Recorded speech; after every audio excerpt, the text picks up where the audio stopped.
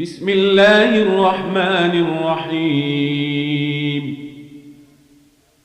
والشمس وضحاها والقمر إذا تلاها والنهار إذا جلاها والليل إذا يغشاها والسماء وما بناها والأرض وما طحاها ونفس